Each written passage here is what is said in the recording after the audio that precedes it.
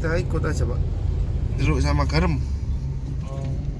Kamu ke Papua aja sana, urus itu illegal logging. Nah, saya sepakat tadi apa yang disampaikan Mas Trisno tadi ya.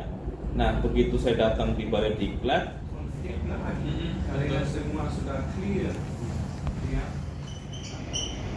dan nanti itu NERS ya bersama. Ya, itu nanti supaya dibedakan karena kalau dalam konteks MOU itu di aturannya kementerian itu tuh antar instansi, misalnya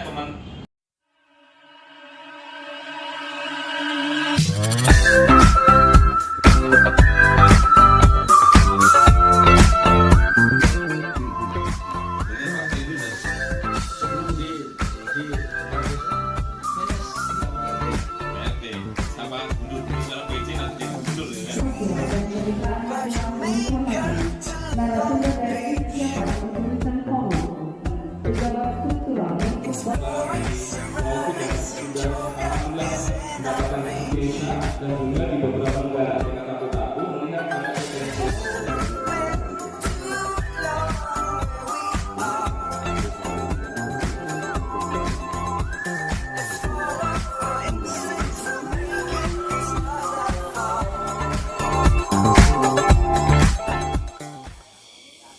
Ya, kita diundang oleh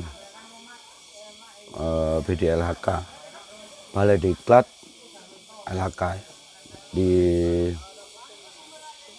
Sulawesi Selatan ini, tempatnya di Kabupaten Maros. Tapi lokusnya itu di hutan Diklat BDLHK. BDLHK itu di Desa Tabu-Tabu, Kecamatan Bungoro, Kabupaten Pangkep, Pangkajene Kepulauan. Kaitannya untuk semacam pendampingan ya, tapi pendampingan ini belum mulai secara resmi karena ini sebuah tahapannya.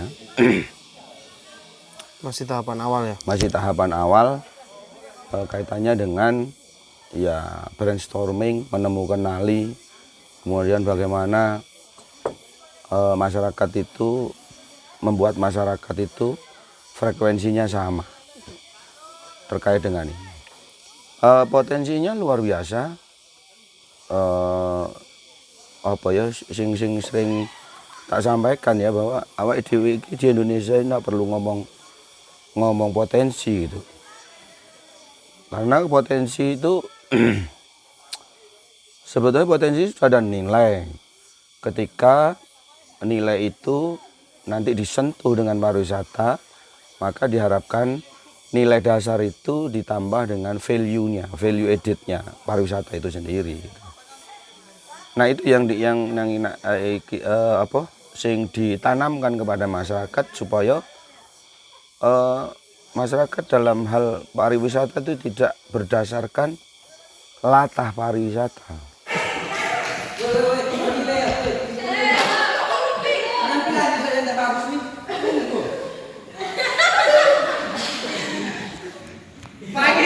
Oke, kita tenang dulu. Kita tenang, kita kasih support untuk Inces. Coba tenangkan dirimu dulu, tenangkan. Tiru-tiru, kemudian hanya sebuah keinginan yang tanpa ada sebuah goal yang dituju. Ingat ketika kita seperti di Tabu-Tabu ini, sebuah kawasan konservasi yang dimana BDLHK ini welcome terhadap masyarakatnya yang ingin melibatkan masyarakat gitu. Nah sementara masyarakatnya itu sendiri belum apa sih pariwisata itu.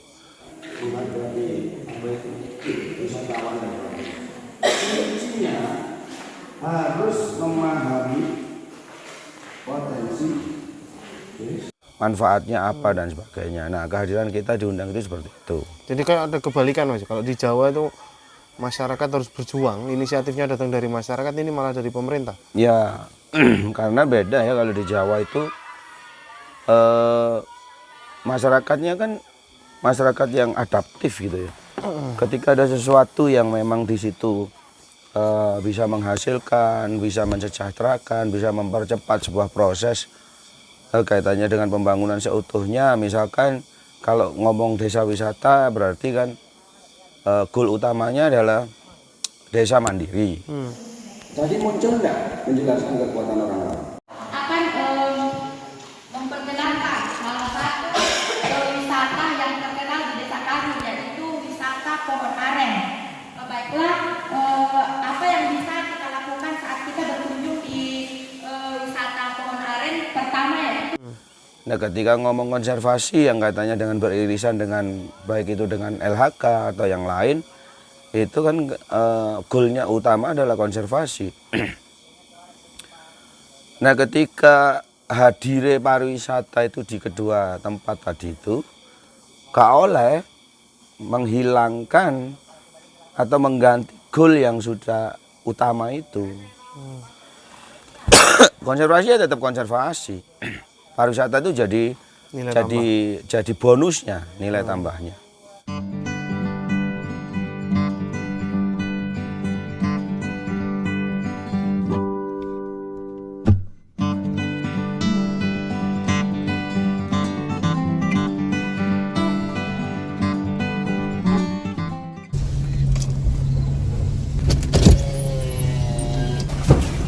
Coba tahu namanya ambruk.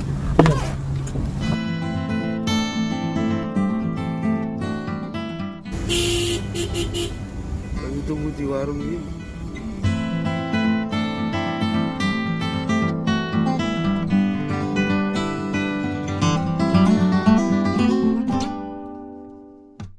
Kosnya di sekitaran Jemalang. Oh iya, Talang mana? Di Brawijaya. Brawijaya. Tiketnya berapa per orang? Kalau 10.000 masuk tuh, kalau bermalam 30 kem. Kalau hari libur 30.000, kalau hari biasa 20.000. Hidayahnya sehingga pada siang hari ini kita ketemu di Bapak siapa ini, Pak? Abdul Hakim Dayantir. Oke. Pak, Bapak lembaganya apa, Pak?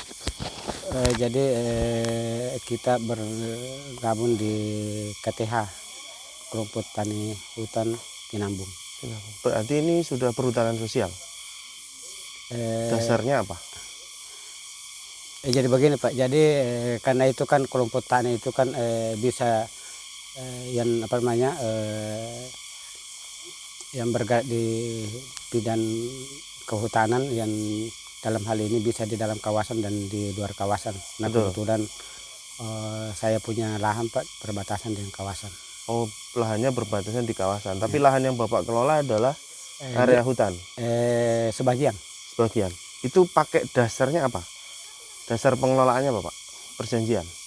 Dengan kementerian. Iya, dengan kementerian. Kita pernah dikasih izin Pak. Izin jasa lingkungan. Oh, jasa lingkungan.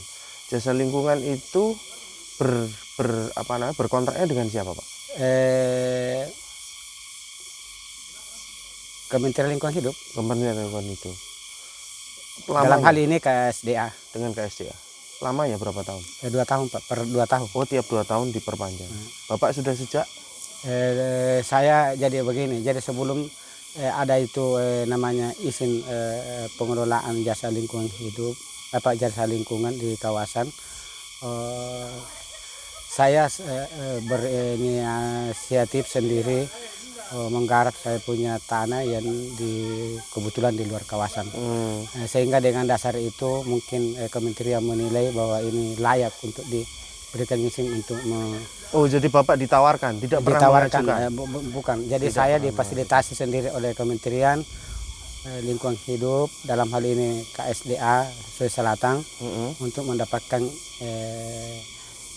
izin jasa lingkungan itu.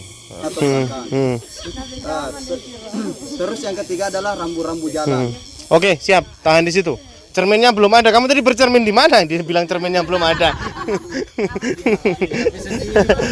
Oke, yang kewilayahan. Kewilayahan apa yang paling menarik?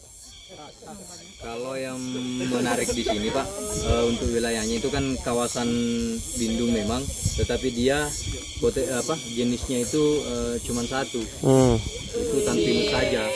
Jadi saya kira untuk pengembangan wisata itu sangat cocok sekali, sangat luar biasa sekali, khususnya di kayak semacam camp. Demikian juga desa itu goalnya ya desa mandiri. Nah, pariwisata hadir itu dalam rangka tools atau cara mempercepat sebuah proses pembangunan manusia seutuhnya. Jadi jangan dibolak-balik, pariwisata itu bukan tujuan. Ini kan hasil yang saya dapat pada saat waktu kita berkunjung di sebuah wisata pohon pinus. Oke? Amenitas yang ada di wisata hutan pinus yang saya dapat atau yang saya lihat saat tadi. Pariwisata itu penambah nilai. Pariwisata itu gak oleh menghilangkan nilai dasarnya yang sudah ada. Apa yang menarik dari SDM Mas selama 2 hari ini? SDM-nya sebetulnya ketika mungkin tidak terbiasa aja ya diajak berdiskusi kaitannya dengan isu strategis, kemudian ngomong hak dan kewajiban mereka gitu ya. Karena mungkin selama ini mereka hanya asik dengan dirinya sendiri karena tidak ada saluran-saluran untuk mereka mendiskusikan persoalan-persoalan yang memang sebetulnya itu jadi isu strategis yang update gitu. Jadi mereka itu tidak ada yang mewadahi. Wadahnya apa, Jo? Berlari penataan. Yang kedua itu belum ada NKK-nya karena status lahan. Argumen bukan berarti SDM-nya rendah, bukan.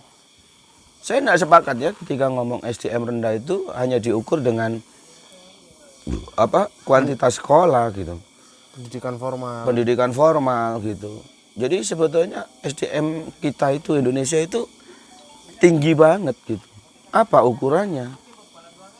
Ukurannya ya mereka punya kearifan lokal, jenius lokal. Apa itu tidak sebuah peradaban zaman bahwa itu bisa jadi indikator SDM itu bermutu atau tinggi gitu. Oke.